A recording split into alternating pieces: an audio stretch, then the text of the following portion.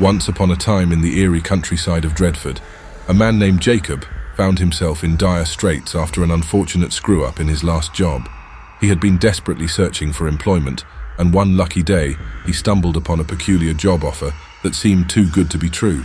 The ad read, "Farmhand wanted, generous pay, room and board included." With nothing to lose, Jacob decided to apply. Upon arrival at the remote, fog-enshrouded farm, Jacob was greeted by a tall, stoic farmer named Elijah. His unsettling grey eyes and unnaturally pale complexion sent a shiver down Jacob's spine, but he brushed it off as mere eccentricity. Elijah ushered him into a small cottage at the edge of the property, promising him a comfortable place to stay for a good long time. The day after his admittance, a young Navajo woman came to the farm. Jacob could hear Elijah and her arguing. Their voices were distant but loud enough for him to know it was happening. "You can't continue with this, Elijah. It's destroying us." She tried telling him and the other farmhands to leave, and this got Elijah exasperated and he shooed her away. As the days passed, Jacob began to notice some odd occurrences.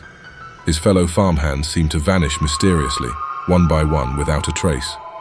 Each disappearance was preceded by a haunting, mournful melody that seemed to drift through the night air. Unable to shake off his unease, Jacob decided to investigate. Late one moonless night, Jacob cautiously followed the eerie tune. He noticed a gathering of crows perched on nearby trees and rats lurking in the shadows, their beady eyes fixed upon him. Their presence felt uncanny. He sensed that these creatures were spying on him, but to whom he did not know. Eventually, he was led to a dark clearing in the middle of the farm.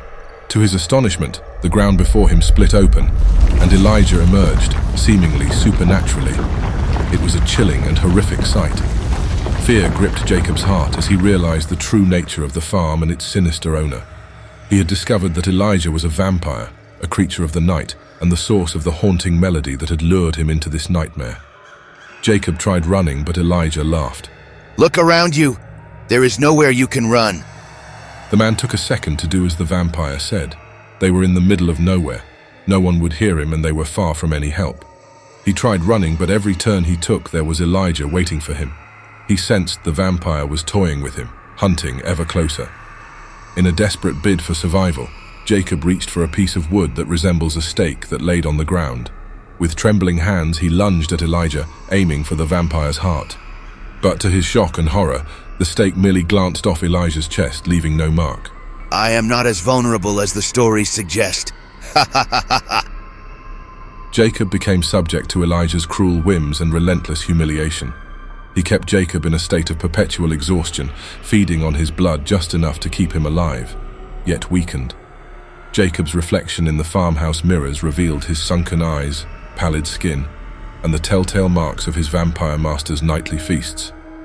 The mournful howling of the wind through the barren trees seemed to echo his hopelessness, a chilling reminder of the harvest of the damned that had claimed him as its unwilling victim. And all the while, the creatures of the night watched and whispered to their unholy master. The world outside moved on, oblivious to the horror that unfolded on that accursed farm. Jacob's story was one of tragedy, but the world would never hear it.